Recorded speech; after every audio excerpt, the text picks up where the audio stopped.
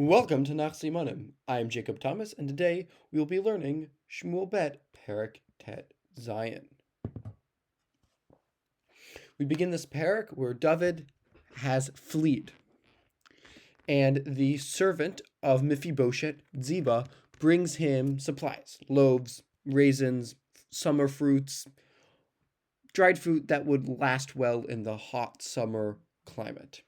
And he asks Mephibosheth, he asks Ziva, "Where is Mephibosheth?" And Ziva claims that he stayed in Yerushalayim and hoped to be able to regain power in the whole Talmud.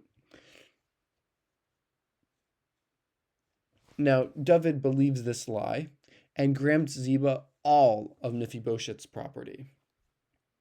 Now, as David is leaving at Bachurin, a relative of Shaul named Shimi ben Gera comes out, shouting curses at David and throwing stones and dust. He calls David a man of blood and a whole bunch of other horrible names, accusing him from stealing the kingdom of Shaul, his relative, and publicly humiliates David, testing his resolve. Now, Avishai is furious, and he asks for permission. Can I cross the ravine, and can I cut off the head of this dead dog who wants to kill the king? Now the king says, my own son wants to kill me. So how much more can this random guy from Binyamin? Let him curse me, because it means it's God allowing it to happen. And he hopes that God will see his affliction, his suffering of all this horribleness,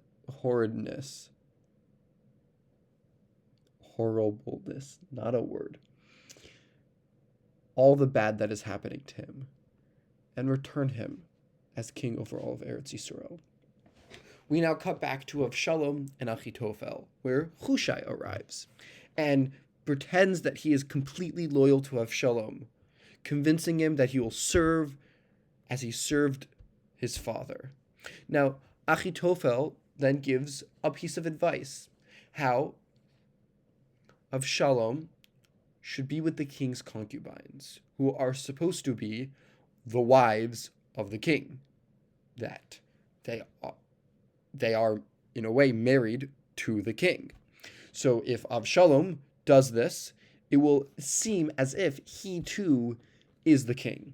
Al-Sham does so, fulfilling the prophecy that Natan Hanavi gave, where he said that to David, how David did a sin in private, so there will be a public sin that everyone will know about that is equally as bad, which is this.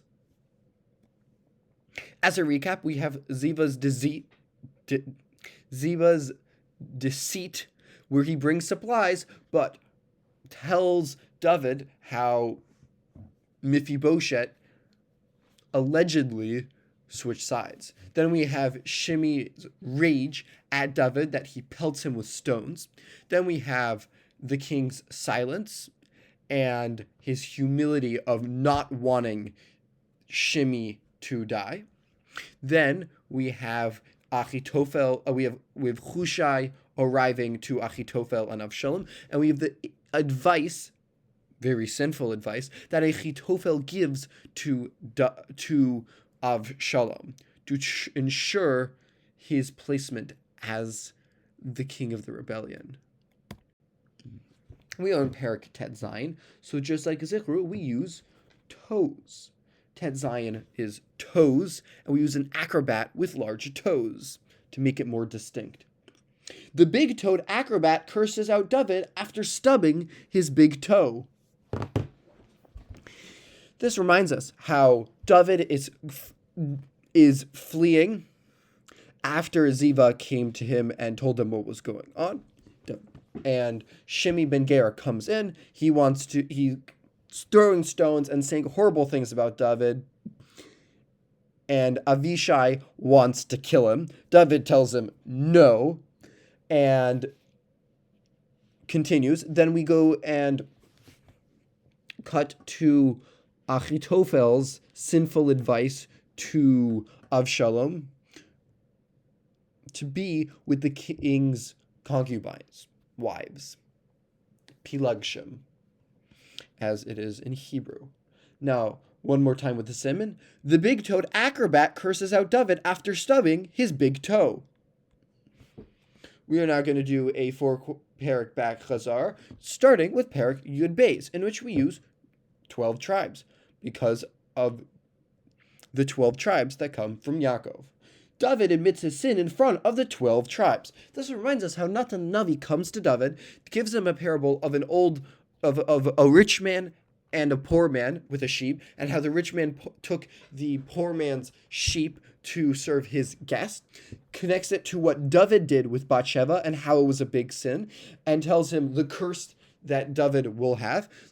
And we begin this curse with the death of David's son from Bathsheba, but then the other son that is born, Shlomo Melech, also Yedidiah, who is born and is beloved by God. Now, perek Yud Gimel, in which we use a bar mitzvah boy, because you become a bar mitzvah at the age of 13. Tamar serves her brother, who pretends to be sick, on his bar mitzvah. This reminds us how Amnon became infatuated by his sister, his half-sister, Tamar, and he gets advice by his friend, bad advice, in which he should pretend to be sick so she will come to feed him. He should take advantage of her kindness, which he does, leading her to be humiliated and taken advantage of in a horrible, horrible way. And this leads Avshalom, who is Tamar's actual sister, to be very mad at Amnon. And after 2 years at his sheep shearing extravaganza party, he decides to invite Amnon and kill him. This leads us to perek Yud Daled, in which after Avshalom is exiled for killing his brother, because David is mad. Yud Daled, we use a juggler, because Yud Daled is a hand. We make it more distinct. You juggle with your hands. Yoav performs a juggling act in order to reunite David and Avshalom. This reminds us how Yoav juggles all the pieces. He understands how David really wants Avshalom to come back, even though Avshalom didn't do what was good because killing his brother. So he gets a wise woman from Tekoa to come explain a whole story of how she had 2 kids. One of them killed the other kid, and now everyone wants to kill her last remaining son because he was a killer. She doesn't want this to happen. David says, I will protect them. And she then connects this back to how David is not bringing back Avshalom. So David hears this. He brings back Avshalom, realizes that this was Yoav's plan. This was Yoav's idea. Then Avshalom stays for multiple years until he burns Yoav's field to try to say, hey, I want to see my dad. He hasn't seen his dad. Yoav then, again, brings them together, and we end the perek with David and Avshalom reuniting. Now, perek Tetvav, in which we use a fruit bowl, because Tetvav is Tu B'Shvat, which is fruit or fruit bowl. Avshalom wins over the people's heart with a heart-shaped fruit in a fruit bowl. This reminds us how Avshalom stands at the gate of the city. He begins to talk to people and convince them that, he would be a better judge by listening to their court case and say, if I was the judge, I would be on your side. He then creates a whole scheme where he goes to Hebron, sends spies out, brings it together, goes and pretends to be the king, and makes everyone think he's the king. David doesn't want the city to be destroyed in a civil war and decides to impose an exile on himself, in which he has some people stay with him, and the people that are loyal to him, and he has some people that go to Avshalom as spies. We're now going to do a 10-question pop quiz. In which perek does Natan Hanavi tell the parable of the poor man's lamb? Perek Yud Bet. In which perek does Shimi ben Gera curse David and pelt him with stones? Perek Tet Zayin. In which perek does the wise woman of Tekoa bring a parable to King David? Shmuel Bet, perek Yud Daled. In which perek do we have the story of Amnon and Tamar, the tragic crime in the royal household? Shmuel bet, perek Yud Gimel. In which perek does Avshalom stand at the gates of the city and steal the hearts of the people? Shmuel bet, perek Tet Vav. In which perek does Achitofel advise Avshalom to publicly disgrace his father? By taking his pilugshim. Shmuel bet, perek Tet Zayin. In which perek does David capture the fortress in Yerushalayim? Shmuel bet, perek Hey. In which perek does David expand the kingdom's borders and defeat Moab and Edom? Shmuel bet, perek Chet. Now Shmuel Aleph bonus question. In which perek does David spare Shaul's life in the cave at En Gedi? Shmuel Aleph, perek Chaf Dalet. Now Shoftim bonus question. In which perek does Shimshon pull down the Plishtin temple?